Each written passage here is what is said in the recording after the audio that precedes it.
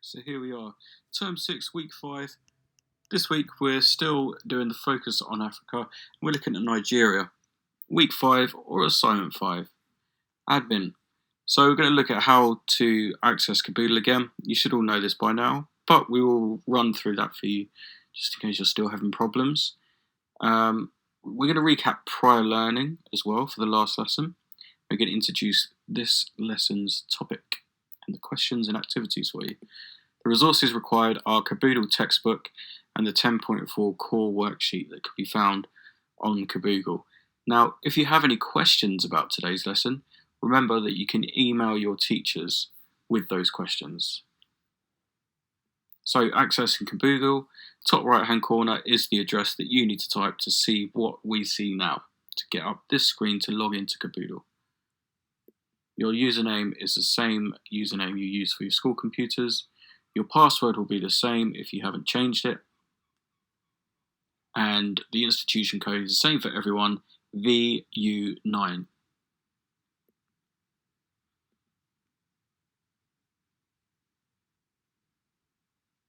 So accessing Caboodle, here you see your courses, you can get that down and you can find your textbook. You click the Key Stage 3 one and it looks like this one in the bottom right hand corner. That's the one you need. If you have any assignments due, you will see the notifications up there in the top right hand corner. This next screen, digital book, that's your online textbook. Resources, that's where you find your worksheets. Assessment, you're going to get an end of unit assessment today. You'll be able to find that in there. Mark book, you can see all your previous scores and I'll be able to see your previous scores too. So it'll be really good to see what progress you're making and how well you're doing at these lessons. If you're still having trouble accessing Caboodle, don't worry. On YouTube, you can find a video that shows you how to access it. So just use this link and that will give you some more information about doing that. So, prior learning. Last lesson, we were looking at the Sahara. What I want you to do is write down 3 things that you can remember about the Sahara. I actually really enjoyed reading through your answers that you gave last week, and don't worry, your feedback will be with you soon. But what can you still remember without looking at that work? Tap into your memory, get those memory banks working. 5 minutes. So here are a few questions to jog your memory. Give the names of 3 countries that the Sahara Desert is spread across. What makes the Sahara a desert? What are the benefits of the Great Green Wall Initiative? If you don't want to use these questions, you remember other facts and other question answers, you can use those. But these are just to help jog your memory. So pause this slide for 5 minutes while you write the questions and the answers out.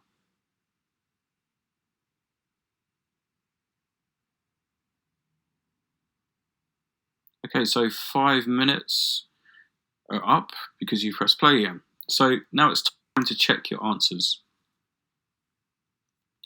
Give the names of 3 countries that the Sahara Desert is spread across. These are all of the countries that it's spread across. So write a few of these down if you didn't get them. So make sure you've got at least 3 written for that. You can pause this to do that now. The next question, what makes the Sahara Desert? It is dry, that's what makes it a desert. It has very low annual rainfall. The annual rainfall of the Sahara actually ranges between 2 centimetres and 10 centimetres. In contrast, the UK's rainfall tends to be about 90 centimetres a year. So that's a massive difference to our rainfall. Pause this slide if you want to get that answer written down, if you haven't already got it.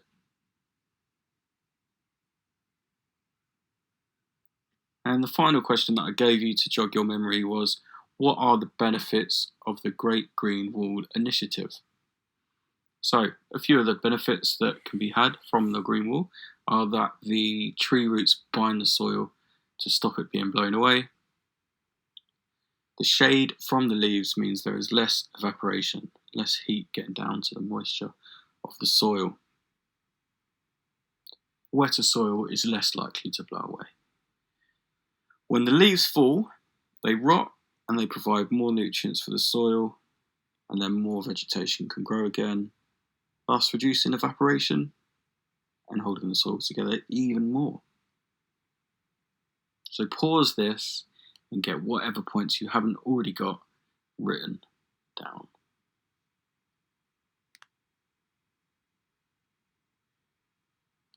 So today we're looking at Nigeria, and we're going to be able to answer why is Nigeria a country of contrasts by the end of the lesson. This is the big question. Feel free to pause the video while you write this question down.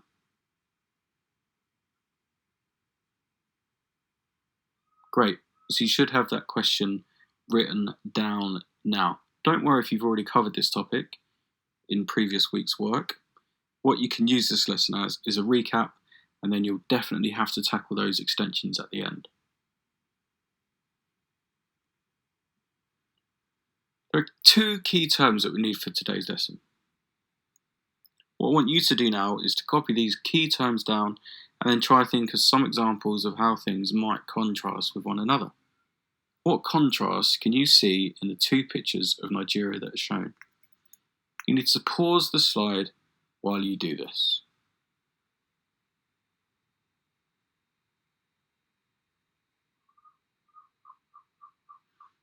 Okay, so there's clear contrasts, obvious differences between these two photographs. One has lots of green vegetation, and one is mainly desert. Very sandy, very dry, likely to have a very low rainfall.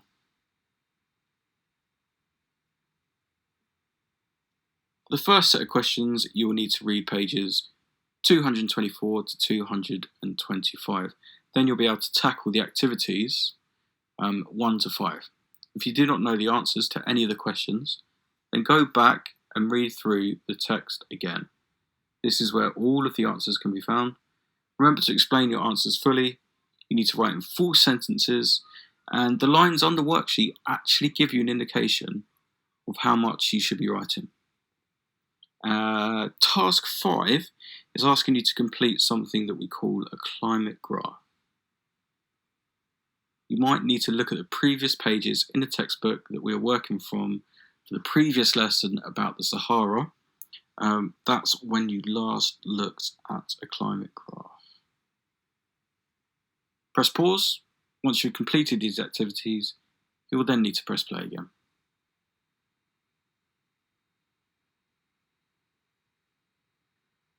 Well done for completing the previous activities. Hopefully you didn't find them too hard.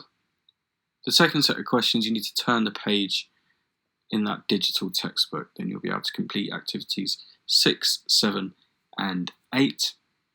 And you'll also see on the slide that I've set an extension task, which is optional. The extension is to complete activity 9.